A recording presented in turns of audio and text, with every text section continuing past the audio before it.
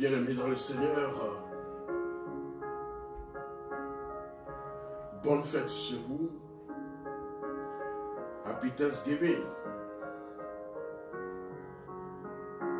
Dans vos familles et dans vos maisons.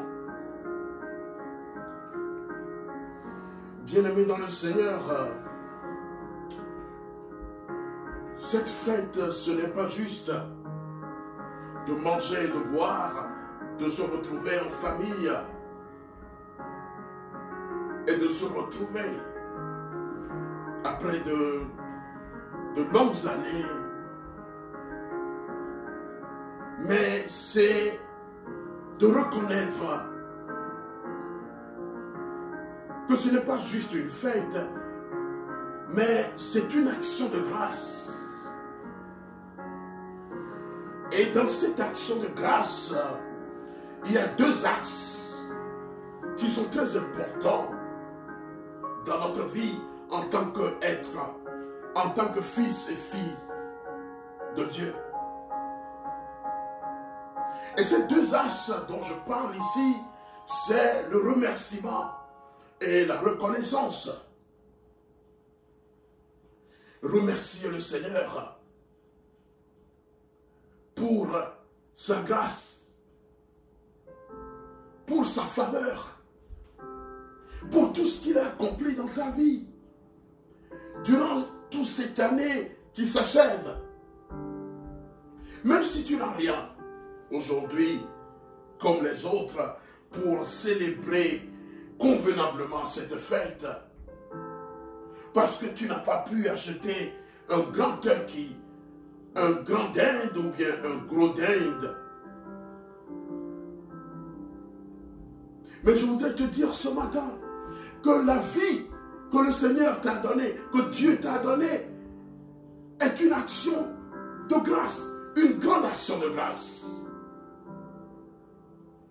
Une très grande action de grâce qui nécessite du remerciement.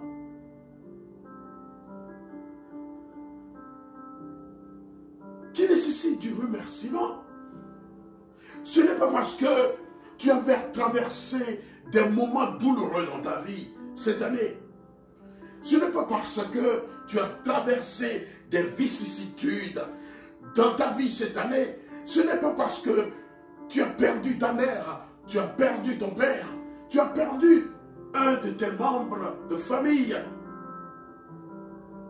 qu'aujourd'hui, tu ne peux pas avoir cette foi, cette espérance que Dieu t'a accordée en te donnant cette grâce de vie que tu as aujourd'hui. Oui, c'est une action de grâce, ta vie. Il faut le remercier pour ça. Ce n'est pas parce que tu as connu un divorce dans ta vie, tu t'es séparé de ton mari ou bien de ta femme, qu'aujourd'hui, tu vois que tout est perdu, non? La Bible déclare que c'est par la foi que le peuple de Dieu a traversé la mer Rouge comme une terre ferme. Et la Bible déclare que lorsque les Égyptiens voudraient faire la même chose, ils se sont noyés.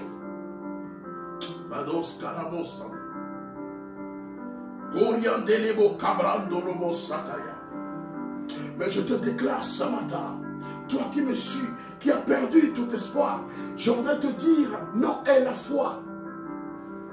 Parce que ceux-là qui te persécutaient vont se noyer et ils témoigneront eux-mêmes. Ceux qui resteront en vie témoigneront eux-mêmes de cette grâce que le Seigneur a sur ta vie. Mais la Bible déclare également que c'est par la foi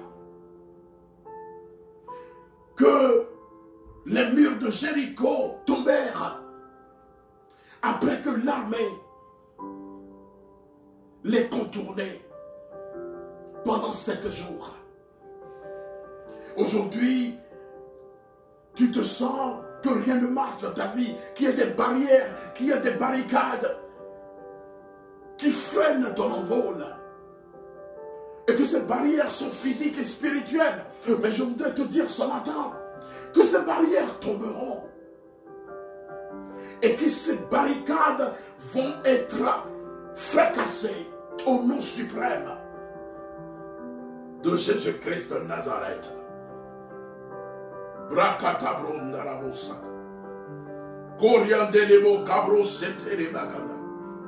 Oui, la Bible déclare que c'est par la foi que cette prostituée qu'on appelle Rahab, parce qu'elle a accueilli des espions, n'a pas été tuée avec ceux-là qui désobéissaient.